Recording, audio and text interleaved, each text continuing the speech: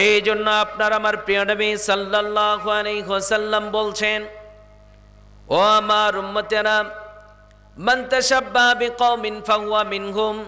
বিশ্বনবী সাল্লাল্লাহু আলাইহি ওয়াসাল্লাম বলছেন, ও আমার উম্মতেরা, দুনিয়ার বুকে তোমরা যাদেরকেই ফলো করবা, যেই কওমকেই দেখে দেখে তোমার শরীর সাজাবা, যাদেরকে দেখে দেখে তোমার দেশ সাজাবা, যাদেরকে দেখে দেখে তোমার দৈনন্দিনটাকে সাজিয়ে নেবা। তুমি আজকে 31st নাইট পালন করছো। 31st নাইটের ইতিহাস হচ্ছে এটা খ্রিস্টানরা করেছে।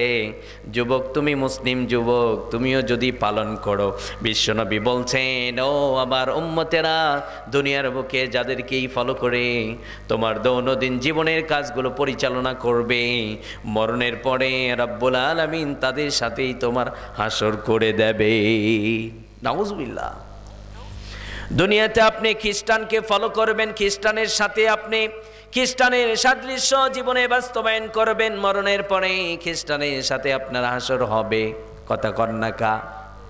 কথা কন। যারা আওয়ামী লীগ করে, আওয়ামী লীগ কয় আওয়ামী লীগ করা এত সস্তা না। আওয়ামী লীগ যদি করতে চাও তাহলে নৌকার নামে স্লোগান দিতে হবে। কথা কন। ফর এক্সাম্পল আর কি, আওয়ামী লীগ যদি আপনি করেন বা আওয়ামী লীগের যদি আপনি ওই দলের মানে একজন ব্যক্তি হতে চান, তাহলে তো ওই দলের একজন খাঁটি প্রেমিক হতে চাইলে কিছু তো দাবি আছে না, কাজ করতে হবে। তো কাজ করলে না প্রমাণ হবে, কাজ করলে না প্রমাণ হবে যে আপনি আওয়ামী লীগ করেন, আপনি বিএনপি করেন, আপনি জামাত করেন। তা আপনি কিছুই নেই আপনার মধ্যে। আপনি যদি বলেন আমি ওই অমুক দলের, হবে? হবে? ঘাত ধরে বের করে দেবে। কথা বলেন ঠিক কিনা? আপনি যদি আখিরাতে বিশ্বনবীর শাফাআত চান, তো বিশ্বনবীর আদর্শের কিছুই নেই আপনার মধ্যে। সারা জীবন চললেন ইহুদি খ্রিস্টানদের কালচার দিয়ে, নিজের লাইফটা সাজিয়েছেন। মরণের পরে শাফাআত এত সস্তা না। কথা বলেন, এত সস্তা না। আজকে দেখেন তাফসির মাহফিলে শ্রোতা নেই, কিন্তু শহরে গিয়ে দেখো পটকা ফুটাচ্ছে মুসলমানের সন্তানরা। মুসলমানের সন্তানরা আজকে পটকা ফুটাচ্ছে, ইহুদি খ্রিস্টানদের কালচার দিয়ে নিজের জীবন সাজাচ্ছে। যুবক ভাই, তোমাদেরকে একটা মেসেজ দিচ্ছি, যেই যৌবন পাবার পরে আজকে তুমি মনে করছো এই পৃথিবী আর হারাবার নয়, আমার গায়ে তো অনেক শক্তি। আগে দেখতাম মুরব্বীরা যুবকদের একটু শাসন করলে যুবকরা মাথা নিচু করে চলে যেত, মুরব্বী মানুষ ভুল করেছে। এখন দেখেন তো, যুবকরা যদি কোনো ভুল করে, মুরব্বীরা যদি বলে এই তুমি কাজটি করলে কেন, যুবকদের যে ভাবসা, মুরব্বীরা খায়া ফেলাবো। কথা কন না কা? আছে না নাই? এখন তো যুবকরা দেখা যায় যে একটা ভুল করেছে বা বড়দের সাথে একটু বেয়াদবিমূলক কোনো আচরণ করেছে, তাকে যদি বলেন এই তুমি এটা কাজটা করলে কেন ভাই, তোমার বাপের টাকা দিয়ে কি করছি নাকি আমি? হ্যাঁ, আমার বাপের টাকা দিয়ে আমি করছি এটা। ইদানিং বাংলাদেশে কিছু কিছু মানুষ প্রগতিশীলের নাম দিয়ে নিজেকে কোরআন এবং সুন্নাহ থেকে দূরে নেওয়ার জন্য অনেক কিছু প্রমোট করছে। আমি পর্দা করলে করব, না করলে নাই। আমি নামাজ পড়লে পড়ব, না করলে নাই। আপনারা বলুন তো, আপনি নামাজ পড়বেন না, আপনি পর্দা করবেন না, কোরআনে আল্লাহ সুবহানাহু ওয়া তাআলা একজন আরেকজনের সহায়ক করে দিয়েছেন। এজ এ মুসলিম হিসাবে একজন আরেকজন ভাই ভাই, আমি নামাজের কথা বলবো, আপনাকে বুঝাবো নামাজ পড়েন, আপনি বোনদেরকে বলবেন পর্দা করেন। কথা বলেন ঠিক কিনা? কিন্তু আপনি প্রগতিশীলের নাম দিয়ে আপনি মানুষকে ইসলাম থেকে দূরে রাখবেন, এটা মুসলমানরা মেনে নিতে পারে না। কথা বলেন ঠিক কিনা? যুবক ভাই, এই জন্য আপনাদেরকে বলছি, জীবনের প্রতিটি কাজ হবে কার সন্তুষ্টির জন্য? আল্লাহর সন্তুষ্টির জন্য। আল্লাহ বলছেন,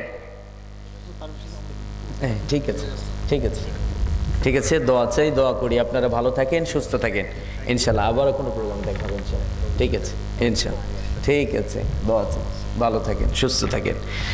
আমাদের রাজনৈতিক গার্ডিয়ান যারা থাকেন, আমাদের জন্য অনেক কিছু তারা করেন, তাদের জন্য আমরা দোয়া করব। তবে আমরা চাই আমাদের রাজনৈতিক গার্ডিয়ানরা ইসলামের কাজগুলো আর বেশি বেশি করুক। আল্লাহ কবুল করুন, আমিন পড়েন। আমরা চাই কি চাই না? সারা রাত ওয়াজ হবে, মানুষ নামাজ পড়বেন। আগামীকাল থেকে বাংলাদেশের পার্লামেন্ট থেকে আইন জারি হবে, যদি নামাজ না পড়ে ওরা জেলের মধ্যে ভরো, জরিমানা করো। নামাজ পড়বে কি পড়বে না? নামাজ পড়বে কি পড়বে না? তাহলে পার্লামেন্টে ইসলামকে আগে ঢুকাতে হবে, সেখান থেকে আইন বাস্তবায়ন হবে। কথা বলেন ঠিক কিনা? সম্মানিত ভাইয়েরা আমার, যারা ওই যে পিছনে বসে আছেন, একটু সামনের দিকে চলে আসেন। বাবজান আসেন, আসেন, আসেন, একটু আসেন, আসেন, সামনে আসেন। রাত গভীর হয়ে গেছে, শ্রোতাও নেই, কনকনে শীত, সব মিলে একটা এলোমেলো অবস্থা আর কি, সব মিলে একটা এলোমেলো অবস্থা। মায়েরা আছে না? মা অনেক আছে, আমাদের বোনেরা আলোচনা শোনার নাই। একটু সামনের দিকে আসেন, একটা সাবজেক্ট নিয়ে আমরা অল্প সময় কথা বলবো। 12টার দিকে অলরেডি সময় পাড়ি জমাচ্ছে, আমরা সামনের দিকে চলে আসি। বলছিলাম জীবনের প্রতিটি কাজ আমরা করব আল্লাহ সন্তুষ্টির জন্য।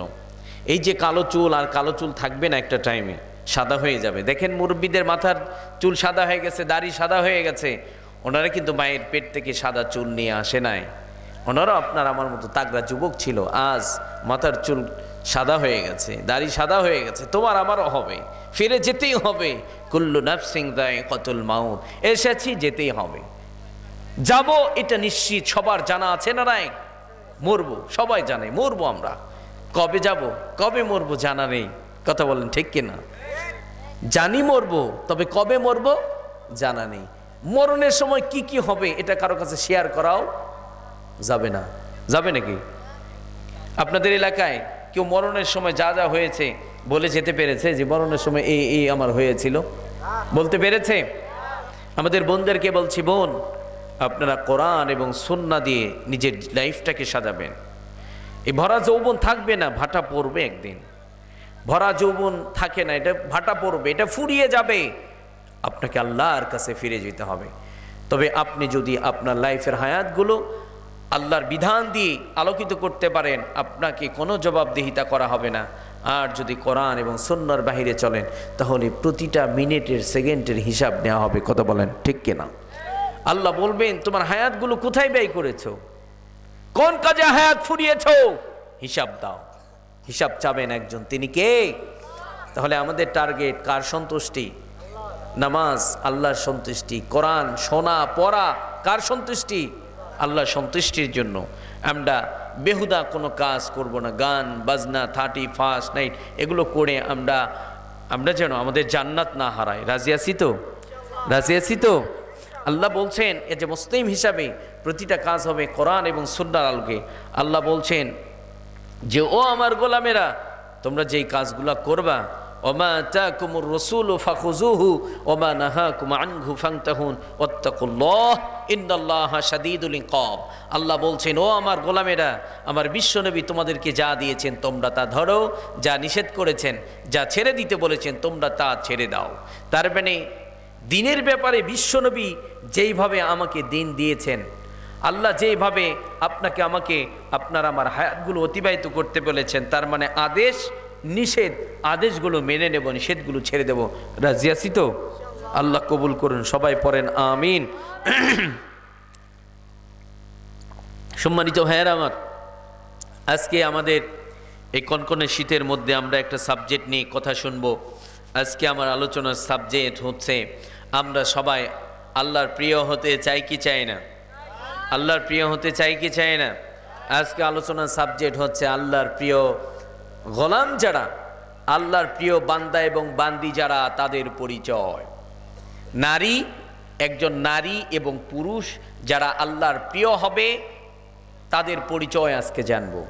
আপনি যদি বলেন আমি আল্লাহর কাছে প্রিয় হতে চাই, আল্লাহ আমাকে প্যার করুক, ভালোবাসুক, আল্লাহ আমাকে চয়েস করুক, আল্লাহ আমাকে লাইক করুক, আমি চাই। আপনি শুধু মুখ দিয়ে বললে হবে না, আল্লাহ কিছু কর্মসূচি দিয়েছেন, এগুলো জীবনে বাস্তবায়ন করে আপনাকে আমাকে আল্লাহর কাছে প্রিয় হতে হবে। কথা বলেন ঠিক কিনা? যুবক, আমরা আল্লাহর কাছে প্রিয় হতে চাই তো? যুবকরা দুনিয়ার নারীদের কাছে প্রিয় হতে চায়। আমাদের বোনেরাও কিছু কিছু বোন আছে, যে যুবকের চুলের ভাঁজ বেশি, তার কাছে প্রিয় হতে চায়। কথা কন না কা? যুবক, মাথার চুলের এমন কাটিং দিয়েছে গো, একটা ভাঁজ দিয়েছে, দেখবেন সুন্দরী নারী একদম বেহুশ, বলে জান তোমার ছাড়া বাঁচবো না, জান প্রমিস দিলাম জীবন দেব, তোরে ছাড়বো না। আছে না নাই?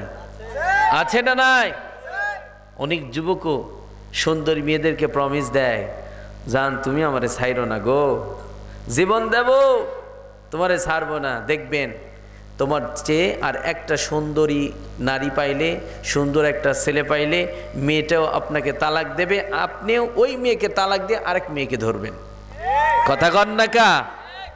তার মানে তোমার চেয়ে একটু সুন্দর পাইলে, তোমাকে যে বলেছিল জান তুমি আমার মানে তুমি আমার কাছে প্রিয়, তোমাকে অনেক প্যার করি, অনেক ভালোবাসি, তোমার জন্য জীবনও দিতে পারি, দেখবেন তোমার চেয়ে আরেকটা বেশি ভালো পাইলে, সুন্দর পাইলে সেদিকে চলে যায়।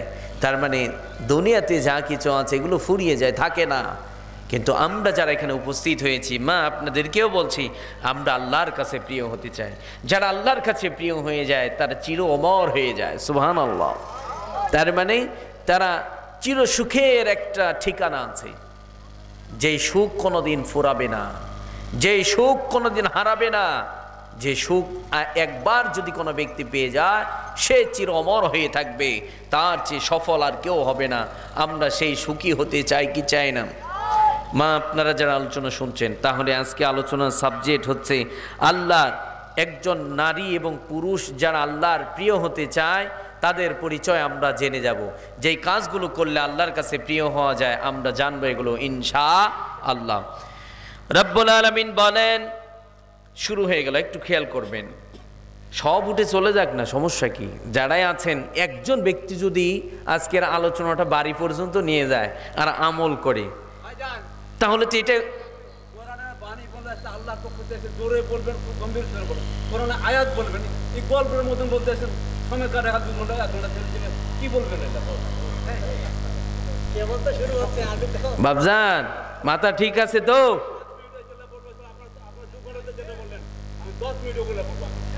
তাই আসেন আসেন, ধরেন বাবজানকে ধরেন, এই মুরব্বী এদিকে আসেন, মাথা ঠিক আছে তো? মুরব্বীকে নিয়ে আসেন। পাগল ছাগল, সারা গায়ে চুলকানি, মলম এক জায়গায় দিলে কাজ হইব না মুরব্বী, ওই বেশি পারেন এই জন্য তো এখন চুলকানি বেশি। কথা কন না কা? চুলকানি এখন বেশি। রব্বুল আলামিন বলেন, وسارعوا إلى مغفرة من ربكم وجنة عرضها السماوات والأرض أعدت للمتقين। রব্বুল আলামিন বলছেন, যারা আমার কাছে প্রিয় হবে, যারা আমার কাছে প্রিয় গোলাম হবে, তাদের প্রথম বৈশিষ্ট্য হচ্ছে ওয়াসারিউ ইলা মাগফিরাতিম মির রাব্বিকুম। রব্বুল আলামিন বলছেন, ও গোলাম, যারা আমার কাছে প্রিয় হবে তারা প্রতিযোগিতা করবে আমার কাছ থেকে ক্ষমা নেওয়ার। কিসের? ওয়াসারিউ ইলা মাগফিরাতিম মির রাব্বিকুম। আল্লাহ বলছেন যারা আমার প্রিয় হবে, ওয়াসারিউ মানে কি? ছোট। যারা আলেম আছেন তারা বুঝবেন, ওয়াসারিউ তোমরা ছোট, তোমরা প্রতিযোগিতা করো। কিসের? ইলা মাগফিরাতিম মির রাব্বিকুম, তোমাদের রবের কাছ থেকে ক্ষমা নেওয়ার। কি করবা? কথা বলবেন। কিসের? ক্ষমা নেওয়ার প্রতিযোগিতা করবেন। তাহলে আমরা আমাদের জীবনের একটা টার্গেট হচ্ছে আমরা ক্ষমতার জন্য প্রতিযোগিতা করব না। আল্লাহ আপনাকে আমাকে বুঝাতে চাইলেন, গোলাম, দুনিয়াতে যত ধন সম্পদ পাওয়ার জন্য প্রতিযোগিতা করবা, এগুলো সব ওয়ান টাইম, এগুলো ফুরিয়ে যায়, এগুলো থাকে না। কিন্তু আল্লাহ বলছেন, গোলাম, তুমি যদি তোমার জীবনের গুনাহগুলো মাফ করায় নিতে পারো, তোমার আর কোনো টেনশন নেই।